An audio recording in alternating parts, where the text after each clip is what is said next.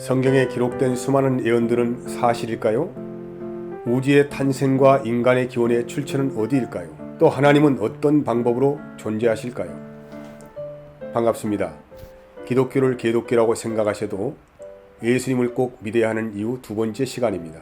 성경은 하나님이 인간에게 오시는 길을 아주 상세하게 소개하고 있습니다. 왜냐하면 사람은 자기의 지식으로 하나님을 도저히 알 수도 없고 상상할 수도 없기 때문입니다. 그래서 하나님이 직접 자신을 소개하지 않으면 안 되는 이유가 되는 것입니다. 이것을 하나님의 자기 계시라고 합니다. 그래서 성경은 하나님이 계시를 담은 예언서이기도 하고 언약의 책이라고 부르기도 합니다. 크게 두 가지로 구분합니다.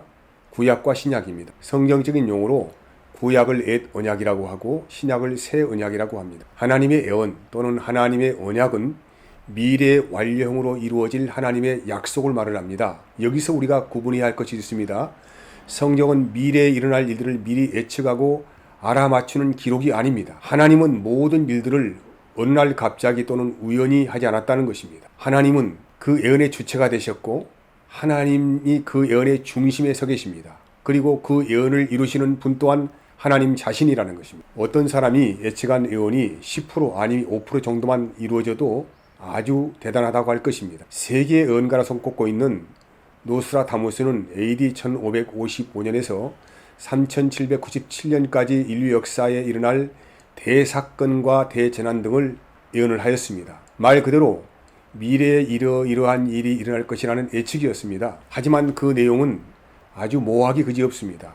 그냥 귀에 걸면 귀걸이가 되고 코에 걸면 코걸이가 된다는 것입니다. 하지만 하나님의 예언을 담고 있는 성경은 이미 과거에 완료된 예언이 99.9%인데 이 예언들은 모두가 한 곳으로 집중되어 있습니다. 그 예언의 집중의 정점은 2000년 전에 이스라엘 땅에 오신 예수님에 관한 이야기입니다. 예수님은 십자가에 죽으셨고 부활하셨고 승천하셨습니다. 그리고 앞으로 이루어질 예언이 딱 한 가지가 남았는데 그 예수님께서 다시 재림하신다는 약속입니다. 우리가 이를 통해서 알 수 있는 것은 뭐냐면 모든 예언의 중심은 예수님을 드러내기 위해서 기록된 것이라는 것을 알 수 있습니다. 여기서 우리가 생각해 보아야 합니다. 미래는 매우 불확실한 시간이기 때문에 예측할 수 없는 수많은 변수가 수도 없이 일어날 수 있다는 것입니다. 그런데 하나님은 이런 예측 불가능한 변수의 영향을 전혀 받지 않으셨습니다. 그리고 하나님 자신과 약속하신 것들을 완전하게 이루셨다는 것입니다. 첫 시간에 말씀드렸지만 성경의 기록자들은 40명이고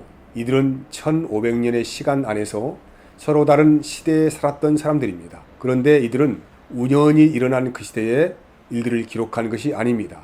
이미 하나님이 창세전에 말씀하신 예언을 그 시대 안에서 사실적으로 경험하고 그 내용을 사실적으로 기록을 했다는 것입니다. 그래서 성경은 그 시대의 사실적 역사서입니다.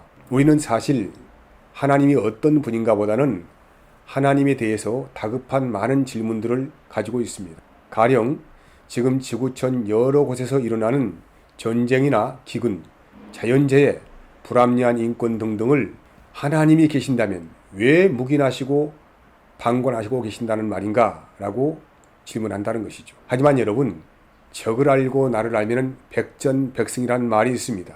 이런 모든 궁금증을 해소시키는 방법 또한 성경에 상세하게 기록되어 있다는 것입니다. 성경을 통하여서 말씀하시는 하나님의 뜻과 의중을 우리가 알게 된다고 하면은 충분히 이런 모든 일들은 납득이 가고 오해도 풀리게 될 것입니다. 그리고 여러분의 이성이나 과학적 추론이나 어떤 합리적인 판단에도 충분히 만족스러운 대답을 얻을 수가 있을 것입니다.